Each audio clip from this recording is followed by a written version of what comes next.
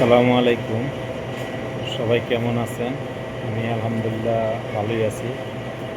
তো ২ টা কথা বলার জন্য আসলে লাইভে আসা আরকি। তো মূল বিষয় হইলো গিয়ে আমাদের প্রধানমন্ত্রী তারেক রহমান সাহেব। উনি মোটামুটি ১৭-১৮ বছর লন্ডনে ছিলেন।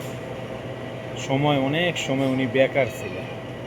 তো বিষয়টা হইলো যে উনি বেকার থাইকা উনার যে একটা প্ল্যান, এই প্ল্যানটা হইলো খুব ডেঞ্জারাস একটা প্ল্যান। এত পরিমাণ উনি কাঠ বানাইছে। প্রথমত টয়লেট কাঠ, তারপরে মহিলা কাঠ, তারপরে বাতা কাঠ, ক্রিকেট কাঠ, ক্যাপ্টেন কাঠ, তারপরে কৃষক কাঠ, ব্যাংক কাঠ, তারপরে কি বলে আরো এখন আবার নতুন কইরা শুরু করছে এই রান্নাবান্নার জন্য আপনার গ্যাস কাঠ, ফ্যামিলি কাঠ, ঠিক আছে?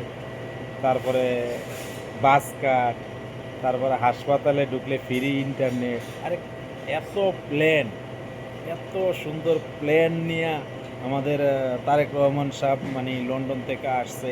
আর এত পরিমাণ কাঠ উনি লন্ডনে বইসা ছাপাইছে, ঠিক আছে? যে এগুলির কোনো কি বলবো, কিছু বলার তো নাই, বলতেও পারি না। ওনারা যে আসলে দুনিয়াটারে মগের মুল্লুক বানাইয়া ফেলাইছে। বাংলাদেশটা পুরা একটা কি যে একটা বিশৃঙ্খলা, মানুষ তেল পায় না, মানুষ জ্বালাইতে পারে না, কারেন্ট পায় না।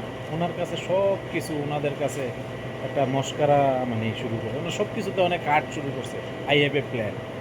এটা কি কোনো কথা হইতে পারে? কি যে একটা অবস্থা, কি যে কম আমরা নিজেও দিতে পারি।